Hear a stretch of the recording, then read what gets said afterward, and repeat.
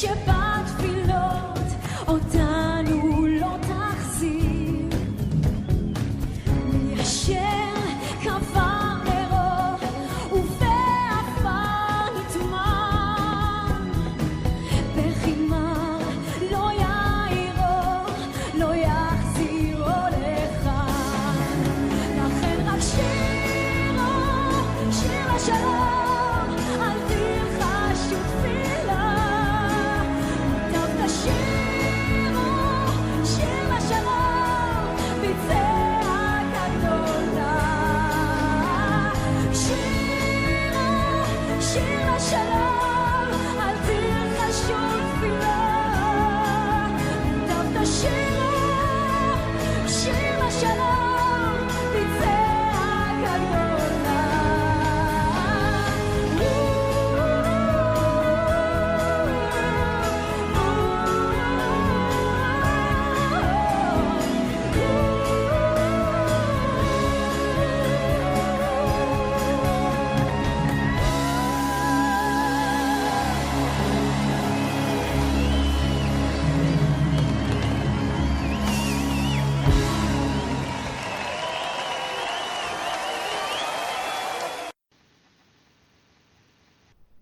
Alors, maintenant, Phil, nous attendons tes explications. D'abord ta traduction et puis après quelques petites surprises.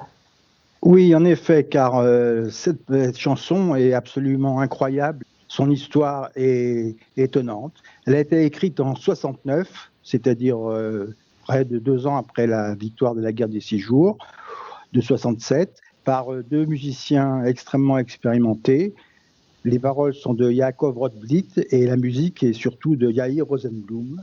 Et Yair Rosenblum, c'est un personnage dans la musique israélienne, car c'est lui qui était pratiquement responsable des arrangements et des compositions de toutes les chansons qui étaient utilisées par les troupes de musique qui servaient dans l'armée israélienne.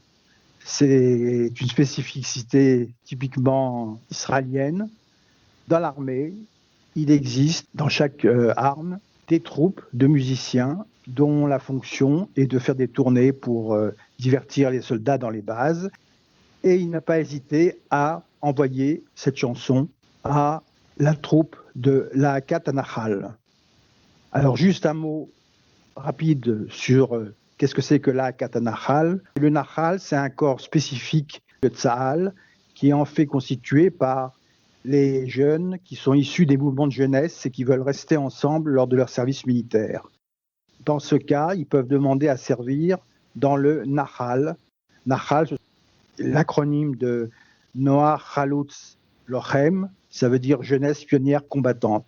Ça permet à leur structure de mouvement de jeunesse de se perpétuer en fait à l'armée. Yair Rosenblum a envoyé donc cette chanson à la Katanachal, et c'était d'autant plus étonnant que cette chanson est une chanson, il faut être clair, antimilitariste et anti-guerre. Alors maintenant, Phil, s'il te plaît, si tu pouvais nous traduire la chanson de Shir LaShalom. Alors on comprend tout de suite de quoi l'on parle quand on lit la première strophe. Je la lis d'abord en français, puis nous l'écouterons ensuite en hébreu. La plus pure des prières ne nous ramènera pas celui dont la lumière est éteinte et a été enfoui dans la terre. Les pleurs amers ne pourront pas le réveiller et ne le feront pas revenir ici. En hébreu, Azaka Shebat Filot, Otan ou Lotarzir, Mi Asher Chabanero, ou Beafar Nitman, Bechimar Lo Yairo, Velo Yarziro Lekan. On l'écoute.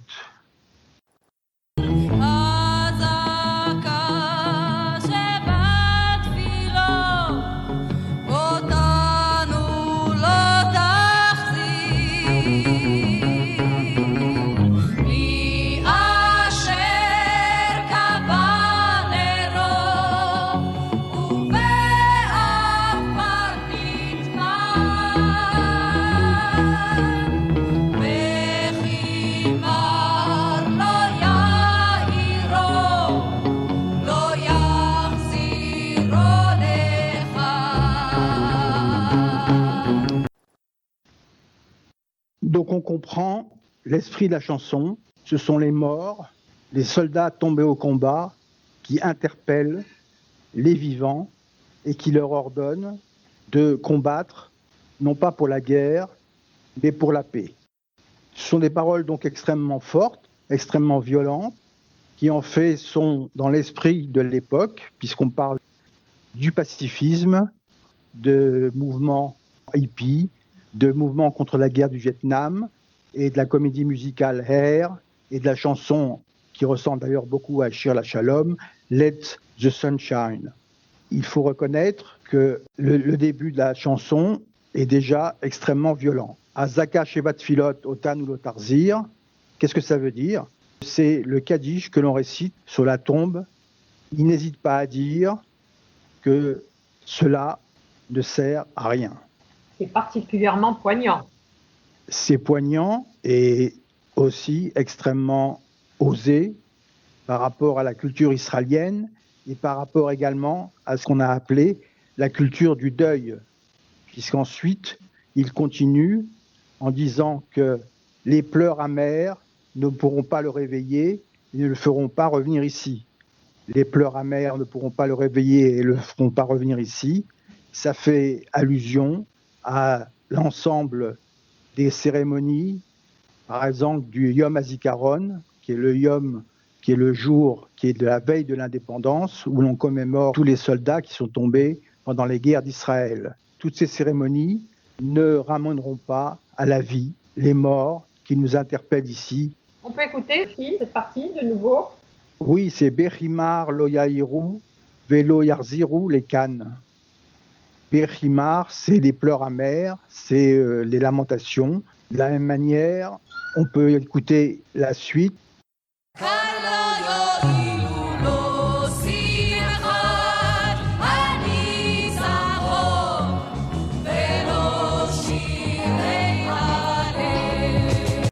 Ici, sous terre, plus rien n'est efficace, ni la joie de la victoire, ni les hymnes, ni les louanges.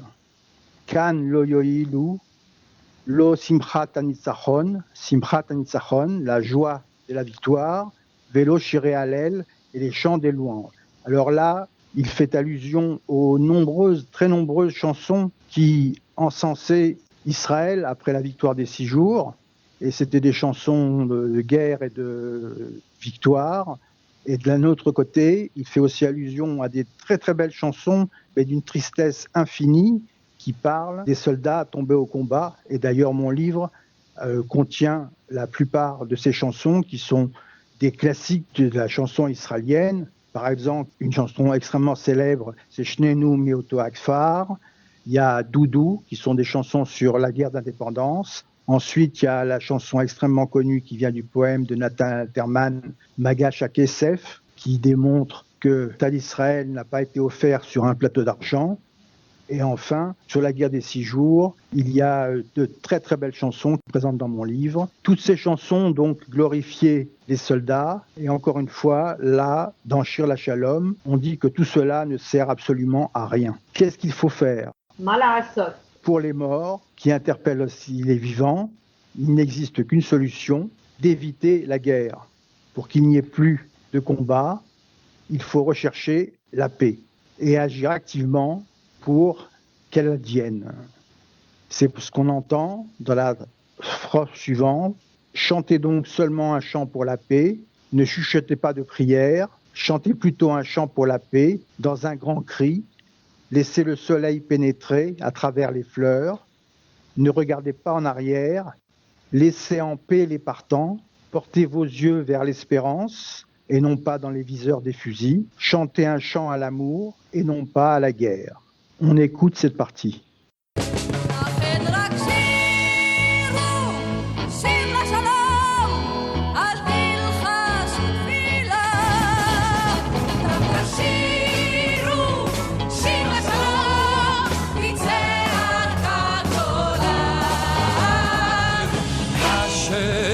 לך הדור מבעד לפרחים אל תביטו לאחור הניחו להולכים שאו עיניים בתקווה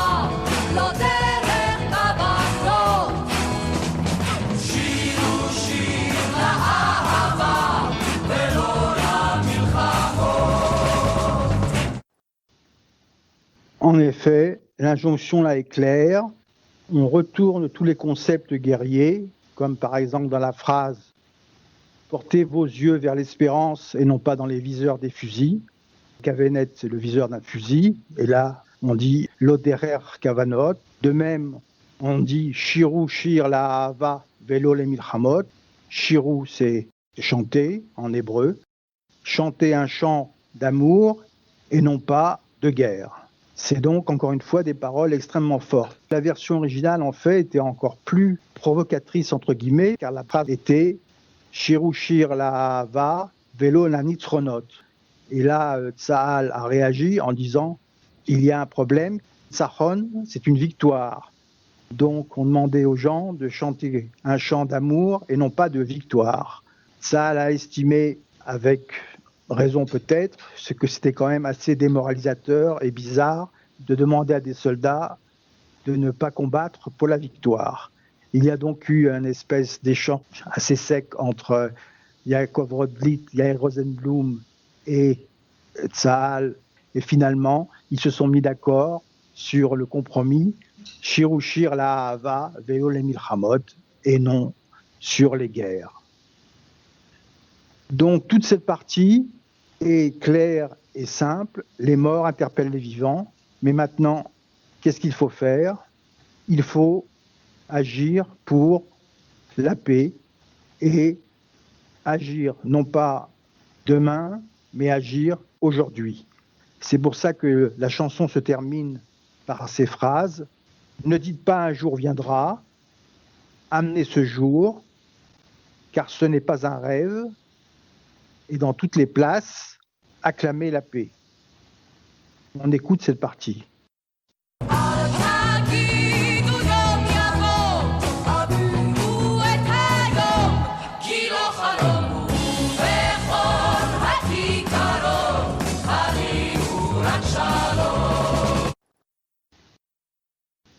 Le message est clair, il vient vraiment de la contre-culture et du mouvement hippie des années 60, de tout ce mouvement qui appelait au pacifisme. Ne dites pas un jour viendra, amenez ce jour. D'ailleurs, au niveau lexical, on peut noter l'utilisation de l'impératif fort en hébreu, à viu, à porter, à riu, à clamer.